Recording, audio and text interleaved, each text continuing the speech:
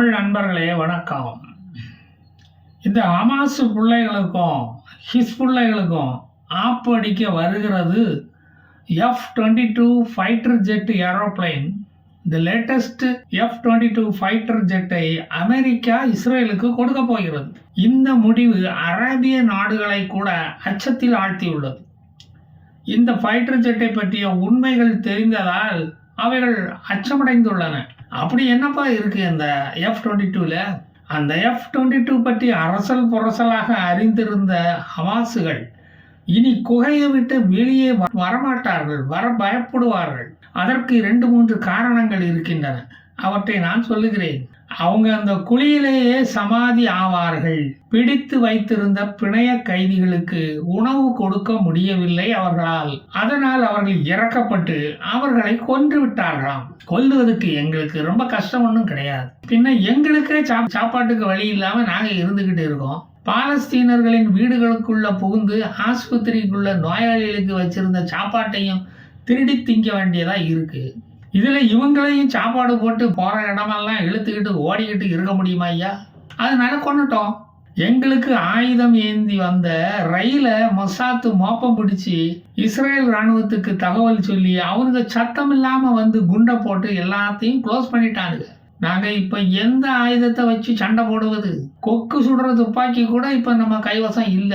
மகாபாரத போர் மாதிரி இன்று போய் நாளை வான்னு சொல்லுவானா இந்த இஸ்ரேல் ராணுவம்? பாலஸ்தீன பிரசிடென்டை மஹமூத் அப்பாஸை வேற கொன்னுட்டதா சொல்றாங்க. பொய் செய்தியை போடுறதுக்குன்னே இந்த அல் ஜசீரா பத்திரிகை நடத்துறானுங்க.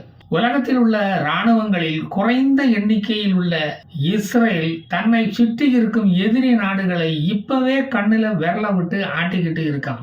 இதுல வேற F-22 வந்துட்டான், பின்ன கேட்கவே வேண்டாம். அவனை கையில பிடிக்கவே முடியாது. உலகத்தில் உள்ள இராணுவங்களில் திறமையாக செயல்படுவது என்பதில் டாப் ரேங்கில் இருப்பது இஸ்ரேல் தான். இந்த ஃபைட்டர் ஜெட்டை இயக்குவதற்கு தனி ஸ்கில் வேண்டும். அது இஸ்ரேலிடம் நிறையவே இருக்கிறது. முகத்துல பச்சை துணியை மூடிக்கிட்டு பச்சை பிள்ளைங்களை கொல்லுவது வீரம் அல்ல. துப்பாக்கியால் கண்மூடித்தனமாக சுட்டுவிட்டு ஓடி ஒளிந்து குகைக்குள் அடங்குவது வீரம் அல்ல. ஆயுத கையிருப்புகளை இஸ்ரேலியர்களிடம் தாரை வார்த்து விட்டு ஓடி போவதும் வீரம் அல்ல. வீரம்னா என்னன்னு இஸ்ரேல்காரன்ட்ட கேட்டுப்படியா? தமாத்தூண்டு வறண்ட நிலப்பரப்பில் வாழும் இஸ்ரேலுக்கு மட்டும் எப்படி இத்தனை திறமை இருக்கிறது? அதே நிலப்பரப்பில் தானே பாலஸ்தீனர்களும் வாழ்கிறார்கள். அவர்களை அறிவுபூர்வமாக சிந்திக்க தடுப்பது எது? அதை நீங்கள் சிந்தித்து பாருங்கள். வெறும் 595 அதாவது 595 விமானங்களை மட்டும் வைத்துக்கொண்டு Gaza, Lebanon, Jordan, Syria, Iran, Iraq என்று அத்தனை பேரையும் அச்சுறுத்தி வாயில பிளாஸ்டரை ஒட்டி அவங்கள அடக்கி வைக்க அவனுக்கு மட்டும் எங்கிருந்து இவ்வளவு திறமை வந்தது? யோசிச்சு பார்த்தீங்களா? இயேசுநாதரின் இரத்தத்தில் இருந்த அதே யூத ஜீன் அவர்களுடைய இரத்தத்திலும் இருந்ததை மறந்துவிட்டது யாருடைய குற்றம்? ஆண்டவன் அவர்கள் பக்கம் இருக்கிறான் என்பதை இந்த உலக மக்களே ஒத்துக்கொள்கிறார்கள், உன்னை தவிர. இப்ப F-15 F-16 ஃபைட்டர் ஜெட்டை வச்சுக்கிட்டே உங்களை தலை தூக்க முடியாம அழிச்சுக்கிட்டு இருக்கான். இனி F-22 ஃபைட்டர் ஜெட்டும் இஸ்ரேல் வசம் வந்துட்டா காசா நிலப்பகுதியை இஸ்ரேலுக்கு எழுதி கொடுத்துட்டு போயிட வேண்டியதுதான். நீங்க தலையில துண்டை போட்டுக்கிட்டு போய்கிட்டே இருக்க வேண்டியதுதான். அதுதான் உங்களுக்கும் நல்லது. இஸ்ரேலின் ஒரு மாநிலமாக இருந்துவிட்டு மாநில சுயாட்சி வேண்டும் என்று கேட்டு திமுக மாதிரி போராடி கொண்டு இருப்பது உங்களுக்கும் நல்லது. உலக மக்களின் அமைதிக்கும் நல்லது. காசாவை இஸ்ரேலுடன் இணைக்க வேண்டும் என்ற எண்ணம் எங்களுக்கு துளியும் இல்லை. ஹமாஸை ஒழிக்கத்தான் நாங்கள் போராடுகிறோமே தவிர காசா நிலப்பகுதியை கைப்பற்ற அல்ல. அப்படி இருந்தால் நாங்கள் அதை என்னைக்கோ கைப்பற்றி இருப்போம்.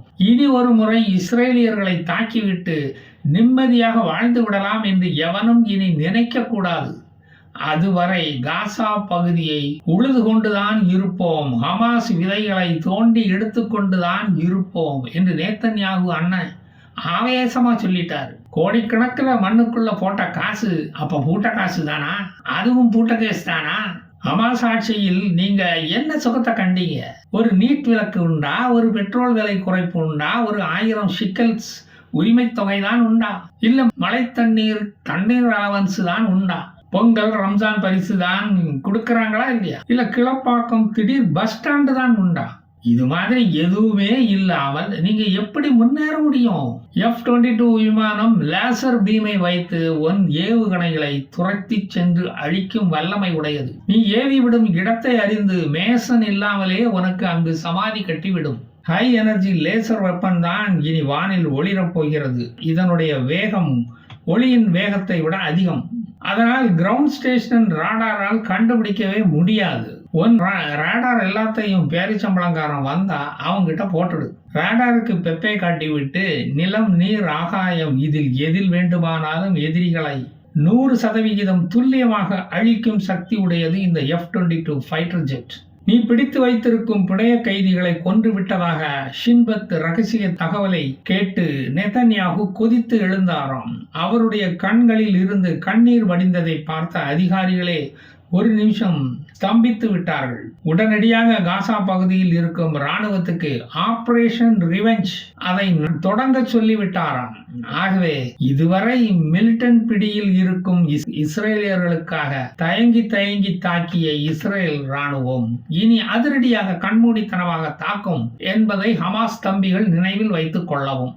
பல ஹமாசுகள் இனி பிழைக்க வழி இல்லை என்பதால் சரணடைய தயாராகிவிட்டார்கள். சரணடைந்தாலும் கொல்லும் மனநிலையில் இஸ்ரேலிய வீரர்கள் இருக்கிறார்களாம். ஹமாஸ் தம்பி, காசா நிலப்பகுதியில் இதன் ஆவேசத்தை நீ விரைவில் பார்ப்பாய். நீ அப்போது உயிரோடு இருந்தால் எனக்கு போன் போட்டு பேசு. அடி உதவுவது மாதிரி அண்ணன் தம்பி உதவ மாட்டான்னு சும்மாவா சொன்னாங்க? ஹோம்மேடு மிசைலும் உதவ மாட்டான் என்பதை நீ விரைவில் அறிந்து கொள்வாய். உன்னை எச்சரிக்க வேண்டியது என்னுடைய பொறுப்பு. அதனால் இதை நான் உனக்கு சொன்னேன். மீண்டும் வருவேன். ஜெய் ஹிந்த்.